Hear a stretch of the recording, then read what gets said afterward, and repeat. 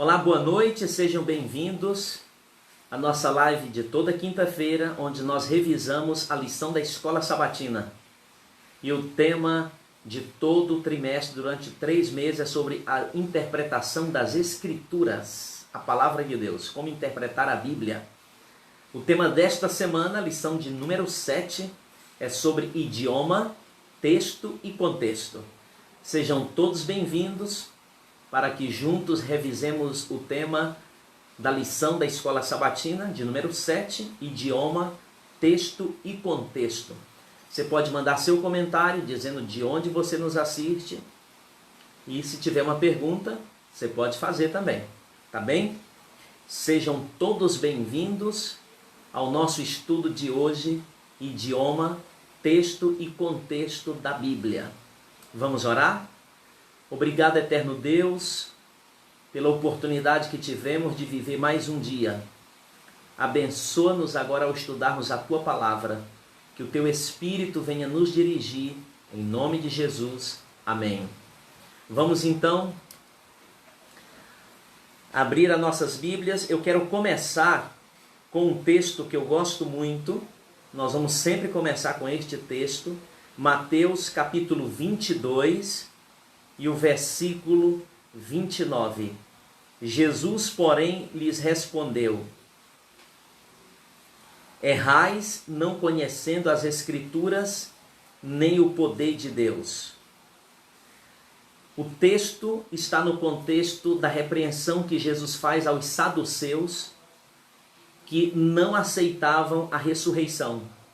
E Jesus então os repreende, pedindo que eles pudessem conhecer as Escrituras, para que assim eles então entendessem a Bíblia. Então, toda vez que nós desconhecemos as Escrituras, nós erramos na sua interpretação.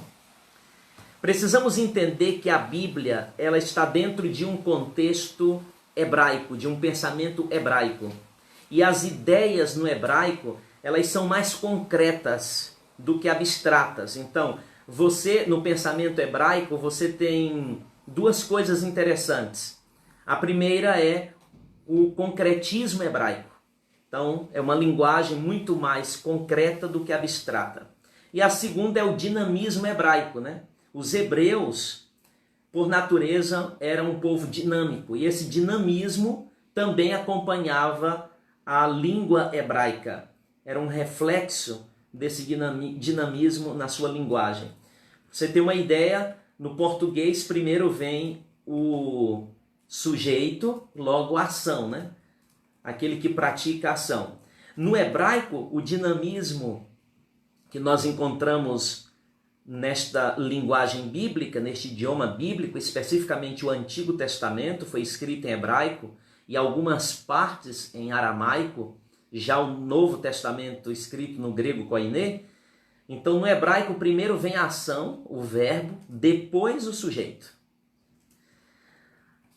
Vamos então ver o texto para memorizar, que está em Deuteronômio 31, 26. Diz o seguinte: tomai este livro da lei e ponde-o ao lado da arca da aliança do Senhor, vosso Deus, para que ali esteja por testemunha contra ti. O interessante é que a Bíblia sempre foi uma prova dos termos e princípios do relacionamento da aliança entre Deus e o homem. E aqui ele pede que o povo guardasse ali o livro da lei. Este livro da lei era formado por uma grande parte de Deuteronômio. Ele deveria estar ao lado da arca, porque dentro da arca você já tinha ali as 2 tábuas da lei. Então, a Bíblia, a palavra de Deus, sempre foi uma prova de que os princípios da aliança entre Deus e o homem eram verdadeiros, né?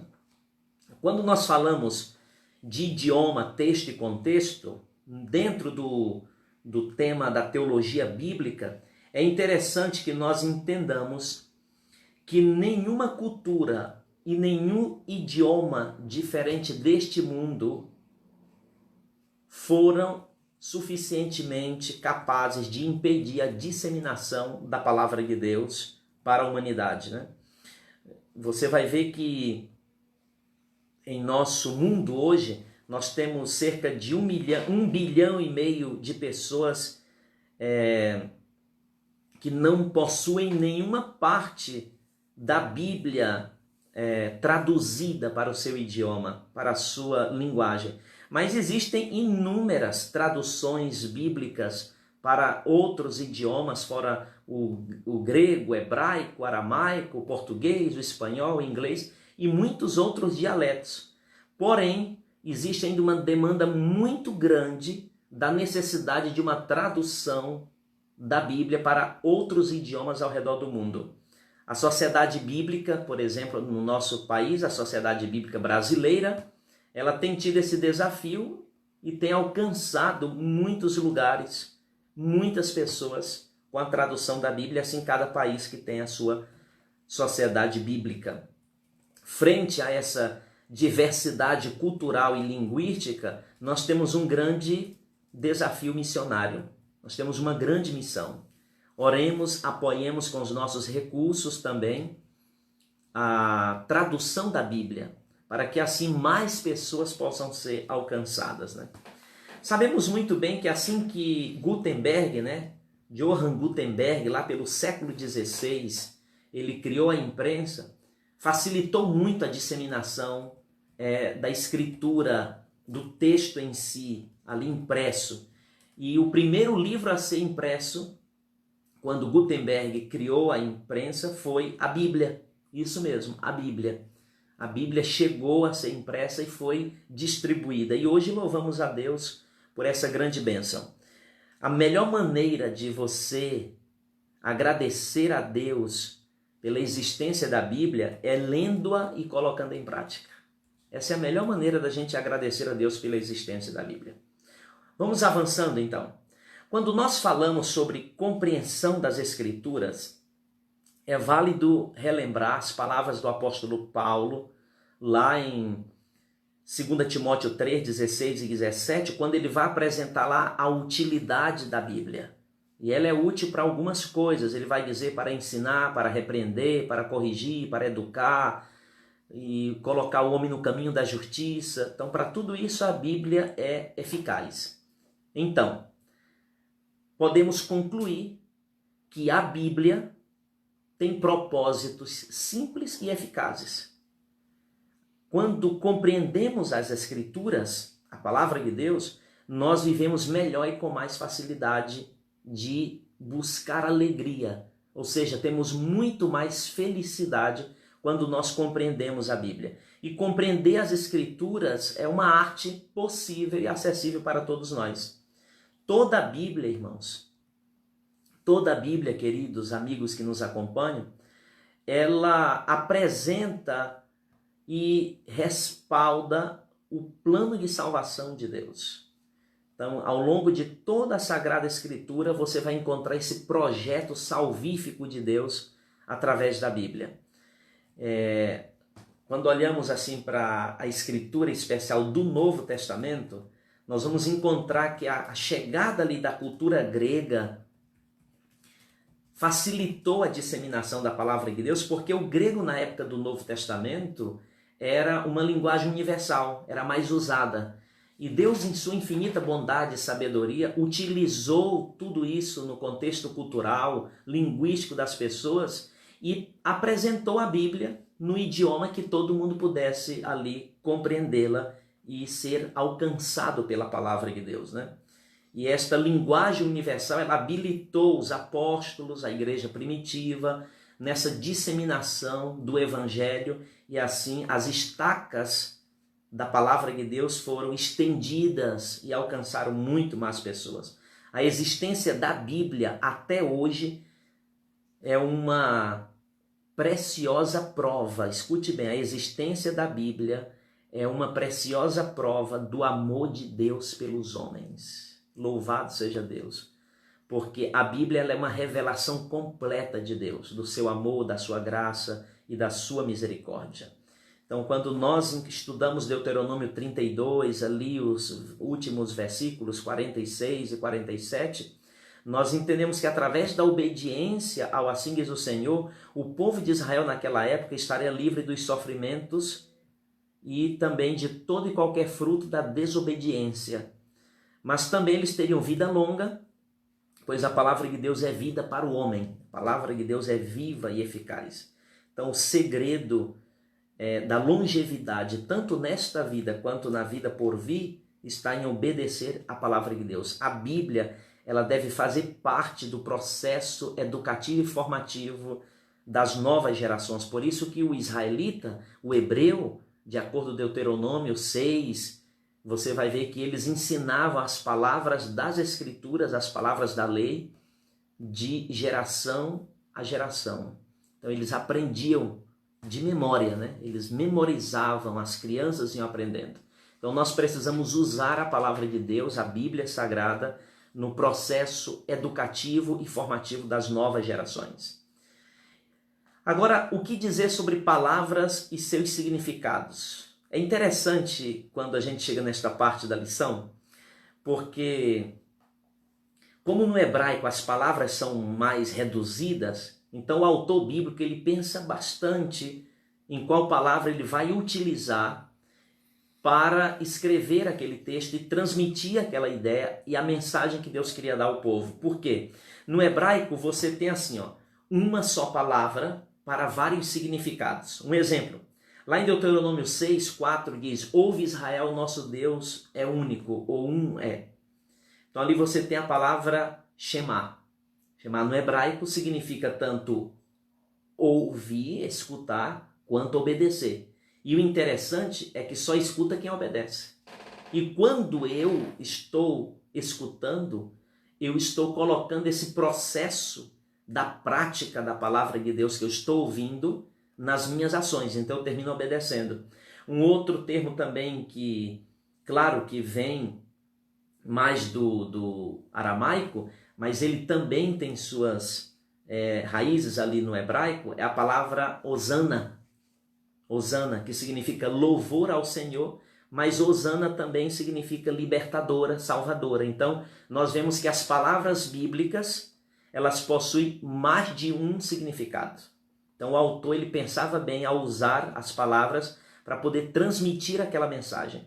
O significado das palavras bíblicas ampliam a compreensão e aplicação da Bíblia na vida de quem lê e de quem aceita. Essas palavras, elas exigiam um estudo aprofundado, pois de acordo com o contexto, elas tinham um significado e uma aplicação para o povo da época. Você vai ver na lição um outro exemplo, como o exemplo da palavra misericórdia, né? Shed, misericórdia, ou seja, a misericórdia de Deus está para todos aqueles que aceitam. E a misericórdia aqui, o significado da palavra misericórdia, expressa claramente na mentalidade hebraica, no pensamento hebraico, a perfeita vontade de Deus para o homem. Então, quando a Bíblia fala de misericórdia, ela está apresentando essa vontade soberana de Deus para a humanidade. E outra palavra que o autor traz é a palavra shalom, que você ouve muito, já deve ter usado. Shalom significa paz, mas também significa tranquilidade, sossego, contentamento. Shalom também é uma saudação.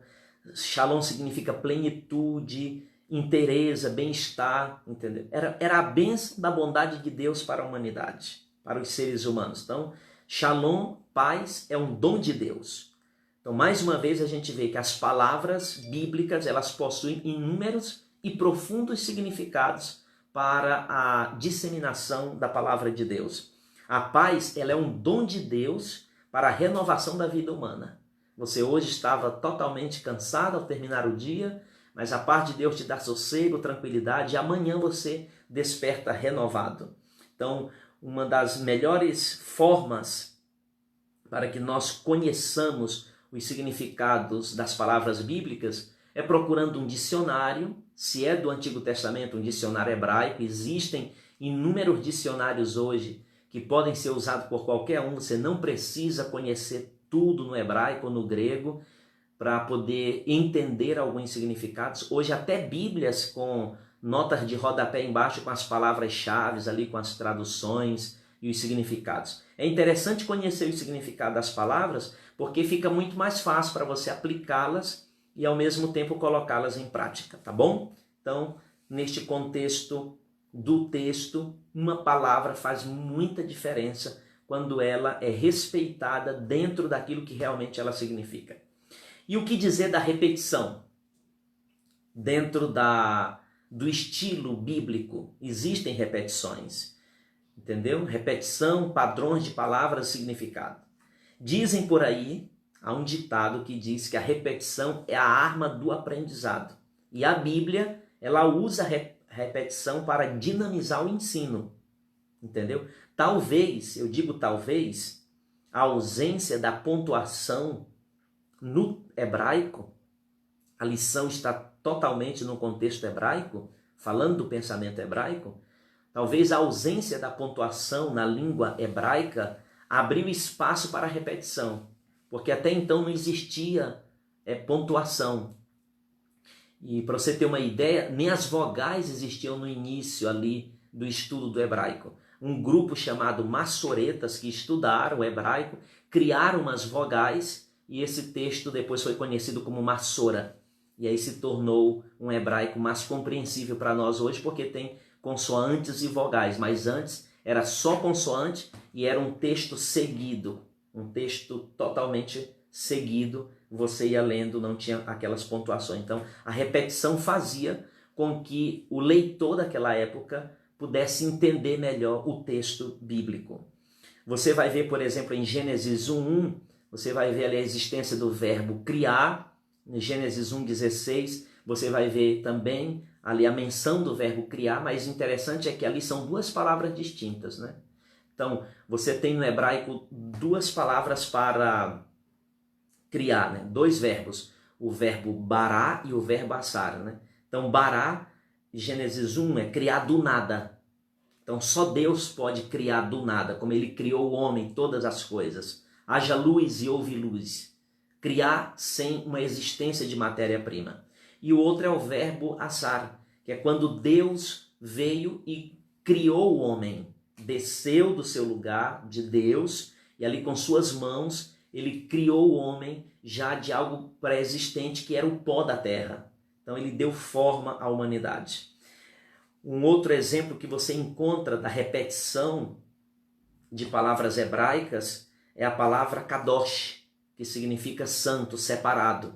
Você vai ver que Isaías 6, verso 3, o profeta, ele usa ali uma trilogia, né? Santo, santo, santo.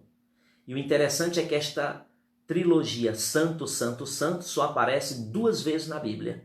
Uma no Antigo Testamento, que é Isaías 6:3, e outra no Novo Testamento, que é Apocalipse, capítulo 4, verso 8.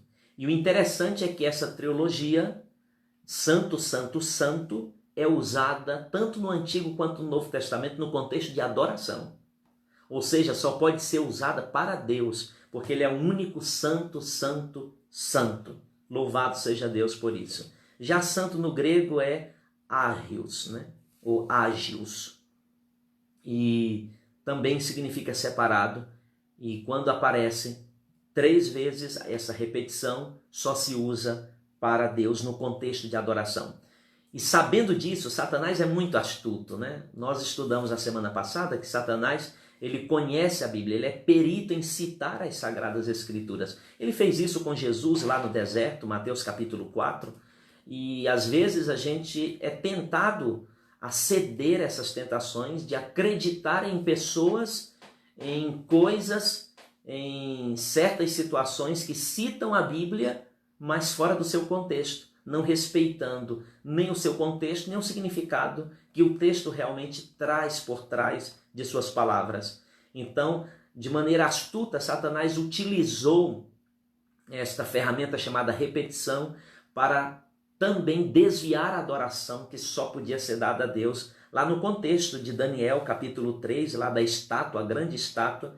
Então, toda aquela situação, todas aquelas repetições, toda aquela, como eu posso dizer, aquele momento que o povo de Deus, em especial ali os 3 amigos de Daniel, Ananias, Misael e Azarias viveram, e o povo babilônico ali diante daquela estátua, era uma tentativa para desviar o foco da verdadeira adoração de Deus para uma estátua. Ou seja, Satanás também usou a repetição para desviar a adoração verdadeira ao único Deus que merece ser adorado.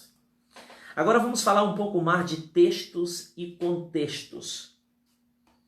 De antemão quero dizer a vocês que há uma unidade inseparável entre o texto e o contexto. É válido lembrar que o contexto ele está exatamente entre o texto e a situação que o texto se encontra, que nós chamamos de contexto. Então, quando nós conhecemos o contexto, nós entendemos melhor o texto. E existem 2 tipos de contextos. Escute bem, grave aí, 2 tipos de contextos no texto bíblico. O contexto imediato, que é aquele contexto mais rápido, ele pode estar no próprio versículo, às vezes está na frase do texto, às vezes está dentro daquela perícope, aquela parte ali do relato que você está lendo. E existe o contexto amplo, ou seja, um contexto maior, mais abrangente, que às vezes ele vai te levar a buscar, a ler uns capítulos atrás ou alguns capítulos para frente do que você está lendo, ou às vezes até o livro todo para entender o contexto. Os contextos bíblicos, eles evitam, tanto o amplo como o contexto imediato, eles evitam interpretações e aplicações equivocadas. Entendeu? Então, por exemplo, um texto do apóstolo Paulo, ide ao mercado e comprai de tudo e comei. O contexto do texto é um contexto de judeus. E judeu não compra qualquer coisa, não, porque ele não come qualquer coisa. Judeu não come carne sufocada. Judeu não come porco. Judeu não toma sangue. Então, na mentalidade judaica ali, Paulo estava correto o contexto. Pelo contexto, ele estava totalmente correto. Vai ao mercado comprar e comer. Então, ele vai com aquela mentalidade do que ele pode e do que não pode comer. Então, quando nós atropelamos ou passamos por cima ou esquecemos de entender o contexto do texto, nós terminamos fazendo aplicações e interpretações equivocadas. E a mensagem, ela não chega ao coração como deveria chegar. E nós forçamos o texto a dizer o que ele não quer dizer. Um exemplo que a lição traz é de Gênesis 1, 27 e 2, 7, onde nós encontramos ali a palavra Adamá, que significa no hebraico terra ou humanidade, mas no contexto de Gênesis 1, 27, a palavra ali Adão, ou Adamá, ela é usada para a origem da humanidade, a origem humana. Já no texto de Gênesis 2, 7, está falando diretamente do gênero masculino ali, o homem, Adão, o primeiro homem criado por Deus. Então precisamos entender o contexto para que evitemos equivocações na interpretação. Por que é interessante que nós entendamos o contexto, entendamos o que realmente o texto quer dizer, para evitarmos que sejamos loucos, que a nossa sabedoria não venha a ser uma sabedoria louca, como diz lá 1 Coríntios 1, 20. A sabedoria do homem é loucura diante de Deus quando nós desconsideramos a veracidade do texto bíblico, a veracidade da Bíblia, por exemplo, sobre a criação e outras grandes verdades que a Bíblia apresenta. Por fim, já na parte final do estudo, vamos entender um pouco sobre livros e sua mensagem. É interessante lembrar que os livros bíblicos, eles possuem um transfundo do pensamento hebraico. Com exceção de Lucas, todos os autores bíblicos, eles são hebreus. Olha só. E a Bíblia, ela é essencialmente hebraica. Por isso é relevante entender que esses livros estão envolvidos, posso dizer assim, dentro de uma embalagem chamada pensamento hebraico. Não é o pensamento helenístico, mas é um pensamento hebraico que reverte este texto bíblico. Cada livro bíblico traz uma mensagem divina em seu próprio contexto. Mas o interessante é que todos os livros bíblicos falam da salvação, falam desse projeto salvífico de Deus para com a humanidade. Então precisamos entender isso. Agora, existem duas coisas bem relevantes que nós podemos utilizar, dois recursos bem propícios, altamente eficazes, para que entendamos as mensagens de cada livro da Bíblia, dos livros e das cartas, das epístolas, que é conhecermos a autoria e o contexto. Normalmente, a maioria dos livros bíblicos e as cartas bíblicas tem sua autoria. Todos têm contexto. Agora, quando não tem a autoria, como é que a gente faz para conhecer mais o texto, interpretar de maneira correta quando nós não temos ali a autoria? Existem livros na Bíblia que você vai ver que não é citada a autoria. Alguns exemplos: Esté, Samuel, Ruth, Crônicas, entendeu? Então você tem aí livros que não é citada a autoria. E como entendê-los? Você tem o contexto. Quando o autor não é identificado, o contexto e o estilo literário, ou seja, a forma do texto, chama-se em letras, se usa a forma, né? O estilo literário, ajudam na interpretação. E na Bíblia você tem vários estilos literários, algumas formas, e é relevante, é muito importante conhecermos o estilo literário do texto. A Bíblia tem poesia, a Bíblia tem história, a Bíblia tem profecia. Então é relevante entender e conhecer o estilo literário para você também acertar na interpretação do texto. Conhecer o contexto e a autoria ajudam muito, mas muito mesmo, na nossa compreensão. Então, quando você depara-se com as histórias lá de Gênesis 15, Gênesis 22, você vai ver que qual é a relevância do fato de que Moisés escreveu o livro de Gênesis. Então, quando nós entendemos a autoria, Moisés, autor de Gênesis, e o contexto, nós temos aí uma conclusão. Qual seria essa conclusão? De que Moisés escreveu sobre a origem de tudo e sobre o plano da salvação. O plano da salvação ele começa em Gênesis, ele não começa em Apocalipse, tampouco em Mateus ou Malaquias. Ele começa em Gênesis 3,15, ali quando Deus promete, e ali está a primeira profecia messiânica. O interessante é que há autores que dizem que quando Eva teve o primeiro filho ali, Caim, no pensamento hebraico do texto ali, a tradução hebraica, traz uma ideia de que ela teve uma leve compreensão, conclusão de que ela tinha dado a luz ao libertador, ao Messias prometido. Ao Messias. Então, nós precisamos sempre voltar ao autor, entender em que contexto esse autor cresceu, a cultura, a compreensão dele dentro da linguagem que ele está usando, entendeu? Tudo isso facilita na nossa interpretação do texto bíblico. O Gênesis, por exemplo, descreve a nossa identidade humana, mas também descreve a salvação divina, né? A salvação que Deus tem para nós. Desde o Gênesis, Deus já traçou um plano de salvação. A origem do mal, por exemplo, a veracidade do tema sobre o sábado como o dia do Senhor, a diversidade idiomática ou linguística e muitos outros temas, eles são apresentados em Gênesis.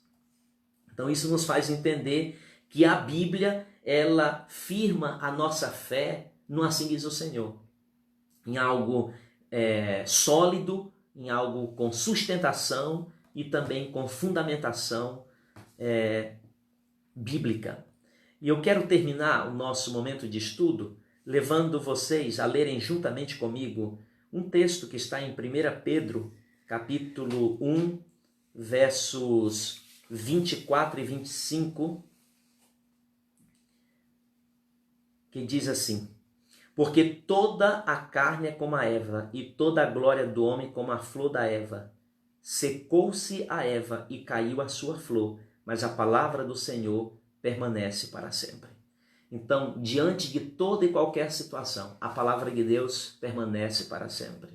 Não importa se você crê, se você não aceita a Bíblia como palavra de Deus, ou se você aceita, ela permanecerá para sempre. Seja em diferentes idiomas, o texto e o contexto seguirão sendo o mesmo. Que Deus continue abençoando você e que você cresça na compreensão da palavra de Deus e busque compreendê-la a cada dia. Vamos falar com o Papai do Céu? Se você tiver uma pergunta, você pode mandar. A gente vai respondendo pessoalmente para você, no privado, ou mande seu comentário para nós. E, por favor, não esqueça de compartilhar o estudo de hoje para que mais pessoas possam ser alcançadas. Você pode até criar uma sala de reunião, de transmissão no seu próprio Facebook. Vamos orar. Obrigado, Senhor, pelo estudo da Tua Palavra e pela veracidade deste livro sagrado que temos em nossas mãos. Que a Bíblia, que foi escrita por homens de fé, para homens de fé, continue falando profundamente ao nosso ser. Perdoa nossos pecados em nome de Jesus. Amém. Deus abençoe você e até a próxima.